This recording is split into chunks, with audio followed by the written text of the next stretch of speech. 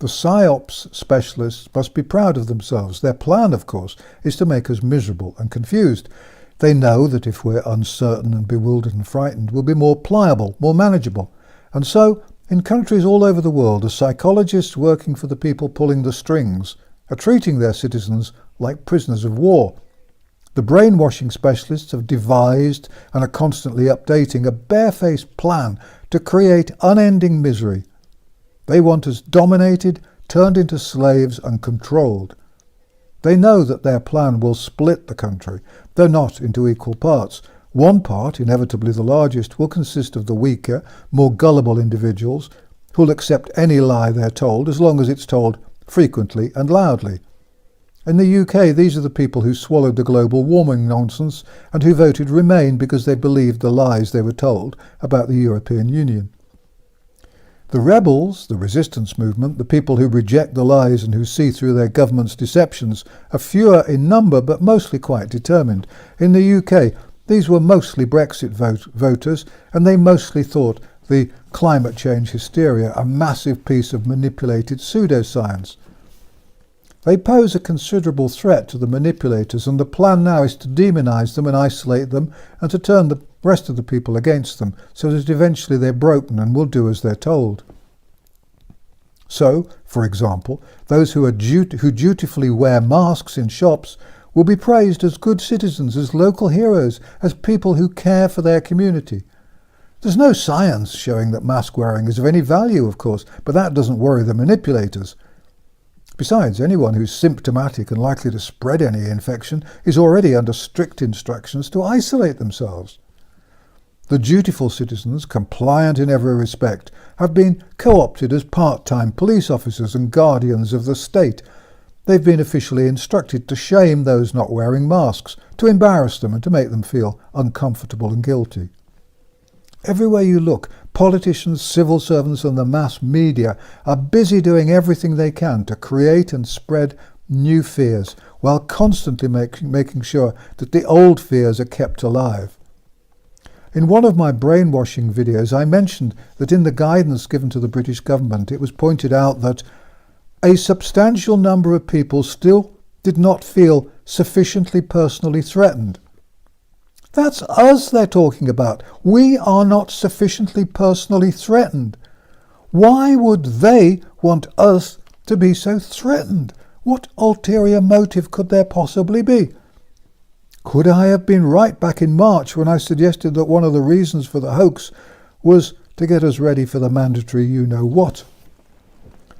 Their effective clinical winding up of the fear process has been designed to cause the greatest harm. It's a barefaced plan to cause misery and despair. When we're under stress, our bodies produce a hormone called cortisol. Lots of stress equals lots of cortisol in our bodies. And guess what? Patients who've got lots of cortisol in their bodies are more likely to die from COVID-19 than people who are calm and relaxed. And of course, since elderly, frail people with illnesses are more likely to die anyway, they're the ones who are going to be most affected by stress. So there we are. One of the reasons why the government's been deliberately terrifying us is because they know that we'll have more cortisol in our bodies, and they know that the extra cortisol will push those who have comorbidities over the edge. It's yet another type of mass murder. All these things are quite extraordinary. No Western democracy has ever worked against its own people so cruelly and with such steely determination. The immediate intention is to make us all frightened and miserable. It doesn't matter if the rebels appear feisty or even angry.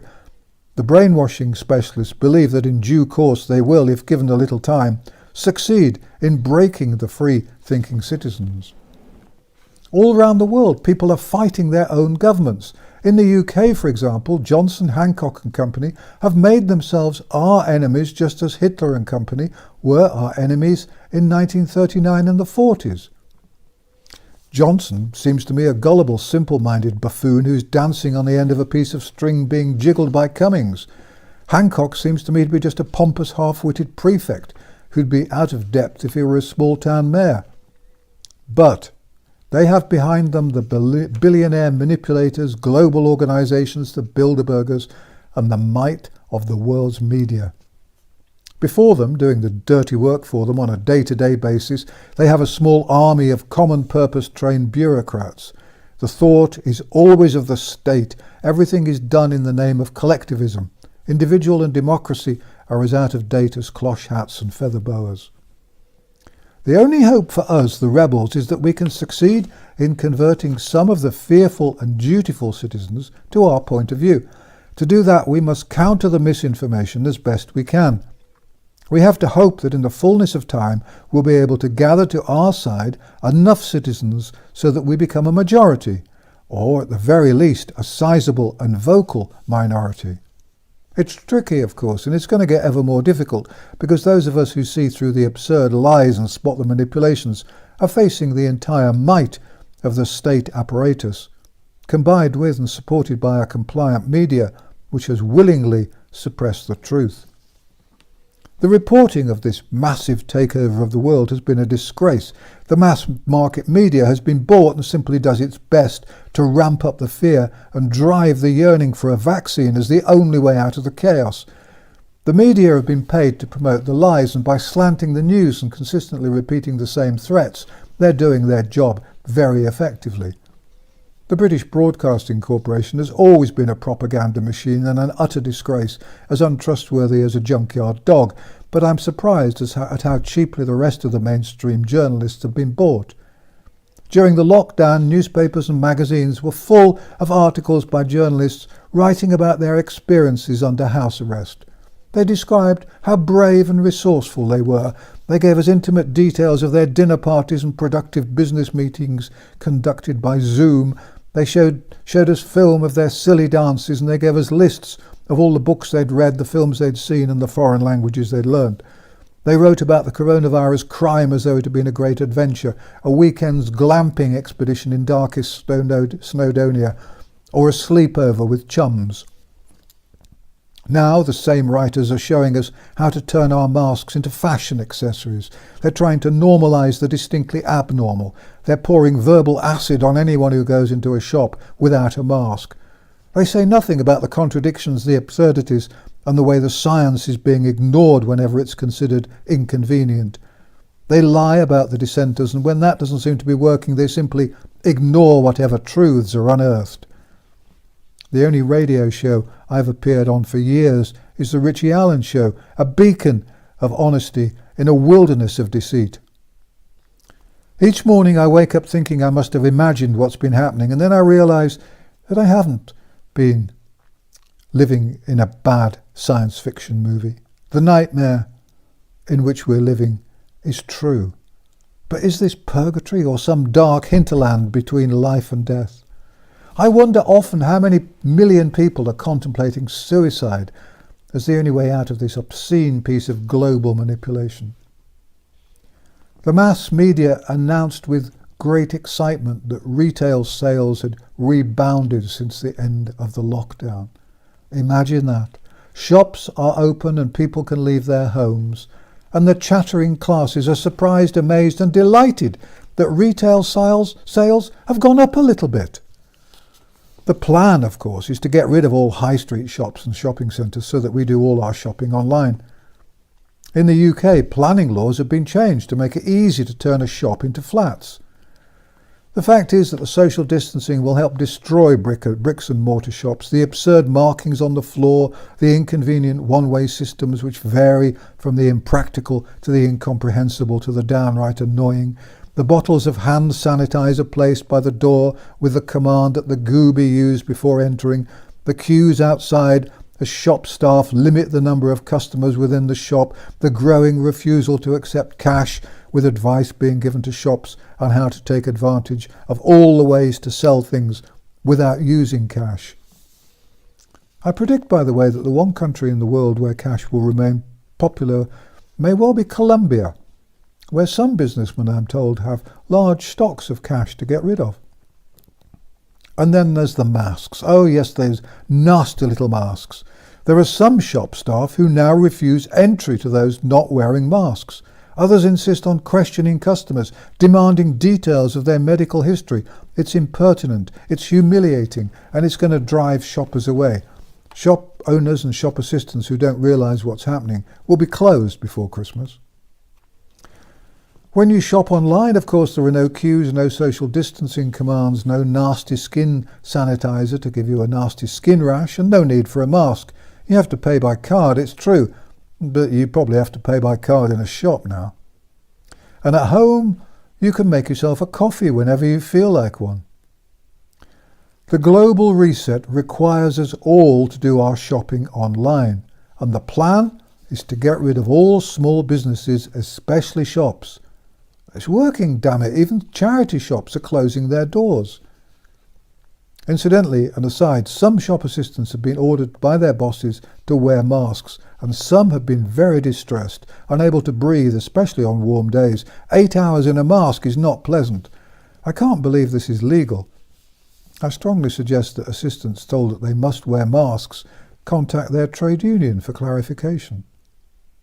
And there's no room for fun in our future either. That's why the rules governing pubs and restaurants are so absurd. Anyone wanting to visit a pub will be told to order their drink on a phone app, so the government will know what you order. Presumably those of us who wouldn't know an app if it stood up and barked will have to do without.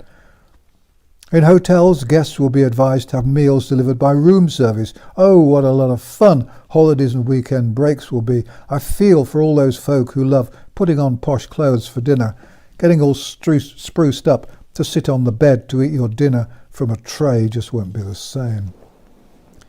There's no room for pleasure in the new world order. We'll be living in high-rise apartments close to our employment. That's the plan. Our shopping will be delivered. That's the plan. Our entertainment will be provided by the box in the corner of the room. No laughing and definitely no thinking. If you think I'm exaggerating, take a look at Agenda 21 and the plans for the global reset. It's absolutely terrifying. And the same sort of things are happening everywhere. In India, over 122 million people lost their jobs in the month of April alone. In Qatar, there was a penalty of 3 years in prison for not wearing a face mask in public. Who can keep up? And in Panama, where the lockdown allows men and women to leave their homes on alternate days, transgender citizens were apparently complaining they couldn't go out on either day. If I put this stuff in a novel, I'd be stoned to death by the readers. It sounds crazy, but it's all true. A few years ago, there were lots of threats about ID cards and iris scans being introduced. I wrote about them and helped campaign against them. The public thought about it, considered the evidence, and said a very loud, "No, thank you." We need some of that good sense and determination again. They want to destroy freedom and democracy. Well, we can't let the bastards win. We're the resistance.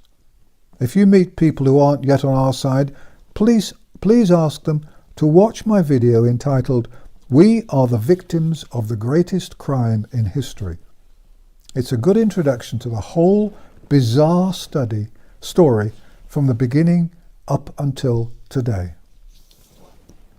It would help enormously if you'd press the thumbs up button and if possible leave a small comment. We haven't monetized this channel and there are no advertisements and no sponsors, nor will there ever be. Clicking the thumbs up button simply helps to keep the video and the channel visible so that as many people as possible can find it.